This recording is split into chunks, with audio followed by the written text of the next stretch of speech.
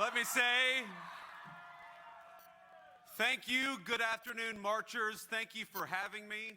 And it is an honor to be standing with you here today for life. We are proud to march with you, and yes, we will be back next year.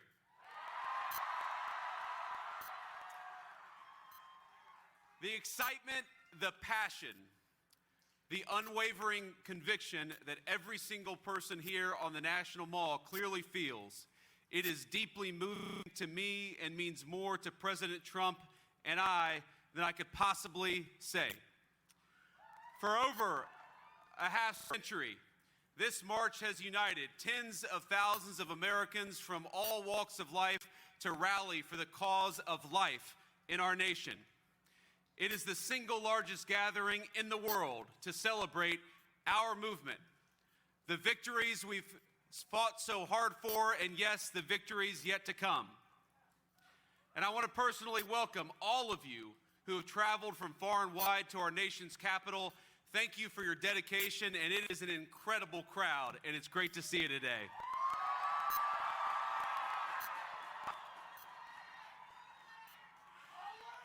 You know, on Monday, we were forced to move all of the inauguration events indoors because of the bitter cold, and it was cold. But you guys, and it's cold today, here you are outside in an especially frigid January. And I don't think I've ever seen such a joyful crowd out here, particularly during this time of year.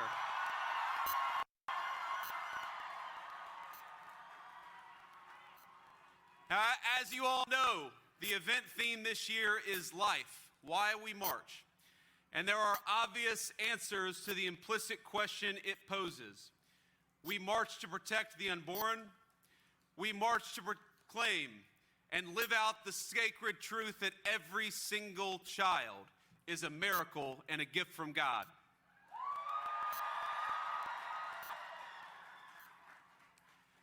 Now, each time Usha and I welcomed our own children into the world, we saw firsthand the indescribable beauty of new life, and yes, as you can see, sometimes the behavioral challenges that we had on Monday, but they were good. They were good. And watching all three of our kids grow, learn, and become who they are today has been the single greatest blessing of our lives. Now, every parent here knows that feeling, that awe at a newborn child. It is our responsibility to cherish and to protect it. But thinking about the question of why we march, there are also some subtler, but equally more important answers to that question that I want to reflect on today. Now, the task of our movement is to protect innocent life. It's to defend the unborn, and it's also to be pro-family and pro-life in the fullest sense of that word possible.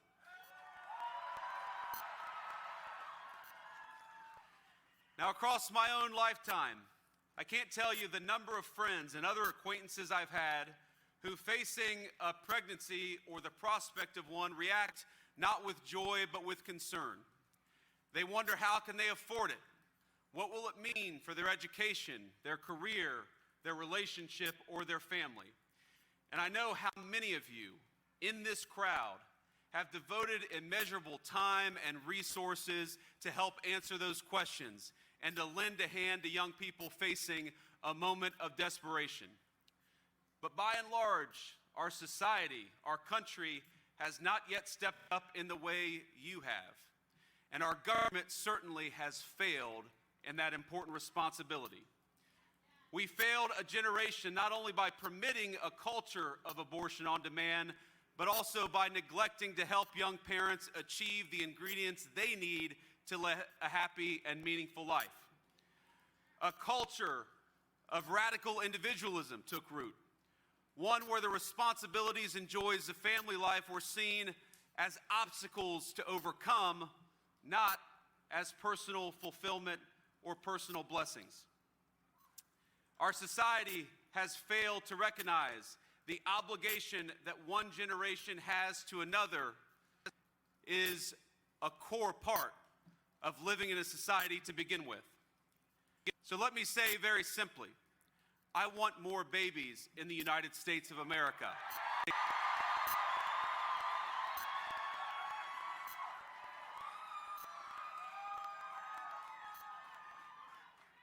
I want more happy children in our country.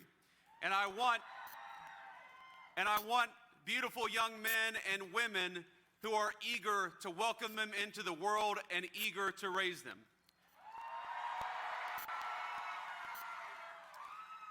And it is the task of our government to make it easier for young moms and dads to afford to have kids, to bring them into the world, and to welcome them as the blessings that we know they are here at the March for Life.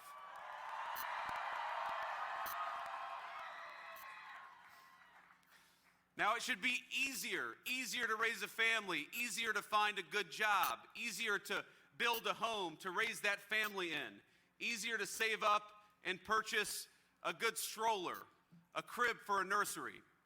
We need a culture that celebrates life at all stages, one that recognizes and truly believes that the benchmark of national success is not our GDP number or our stock market, but whether people feel that they can raise thriving and healthy families in our country.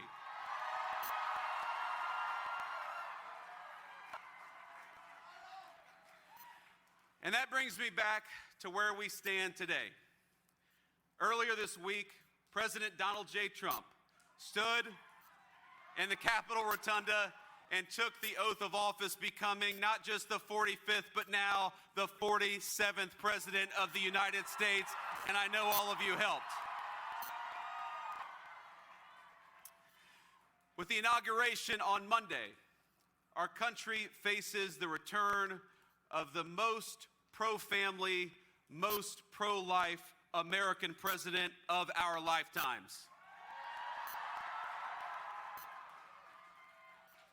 Now, this is the man who delivered on his promise of ending Roe, giving us a monumental, earth-shattering decision in Dobbs. The man who appointed hundreds of pro-life judges dedicated to defending the constitutional liberties of all Americans. And the man who supported pro-family policies like doubling the child tax credit, which happened during his first administration and which we're going to do so much more on in the second administration. Now he's back, and we're going to do it again.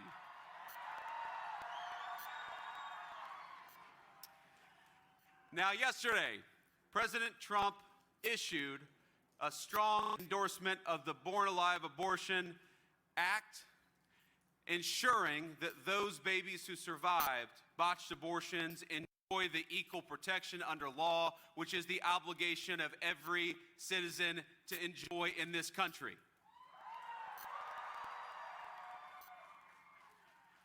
With his return to office, no longer will the federal government direct FBI raids on the homes of people like Mark Houck and other Catholic and Christian activists who are fighting for the unborn every single day.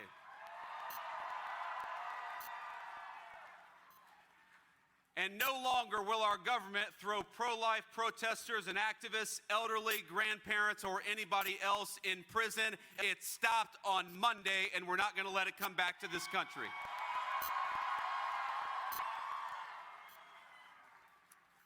Instead, and I know you all saw the news, the 47th president has already issued pardons to those unjustly imprisoned.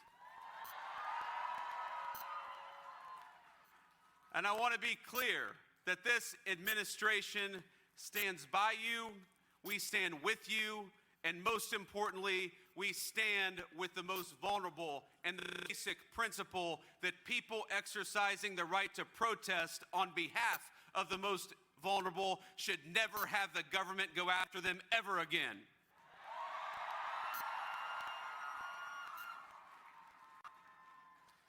Now, the crowd assembled here in this incredible national mall provides an extraordinary example for our nation.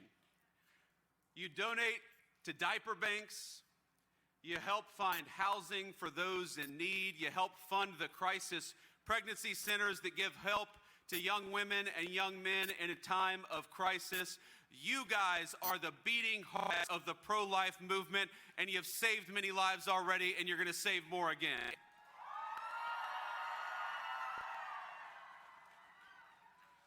You being here this very March is a reminder of the incredible strength and unity of the pro-life movement. And from the bottom of my heart, thank you. Thank you for being here, and thank you for marching here today.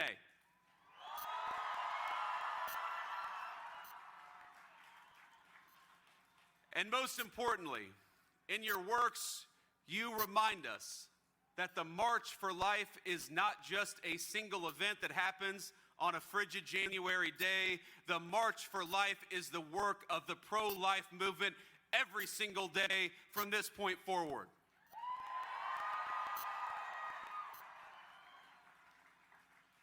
Now, it is a lifelong call to action, a moment in time, but every single day that you guys do what you do, from supporting young moms and dads to fighting for the unborn, to working with our legislatures at the state and federal level, you make it possible for us to stand here and say that America is fundamentally a pro-baby, a pro-life, and a pro-family country.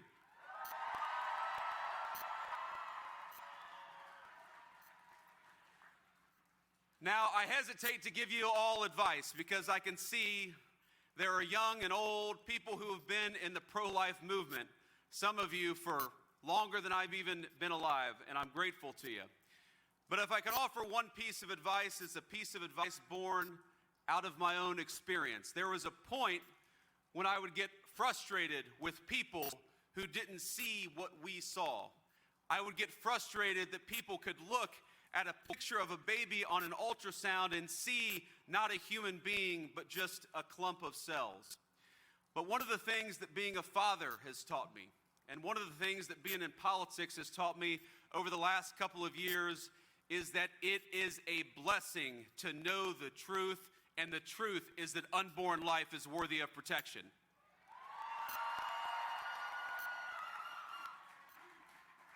So please go forth, not with frustration, but with joy.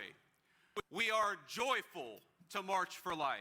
We are joyful to know that that picture on an ultrasound, that is a picture of a baby with hopes and dreams and potential to come.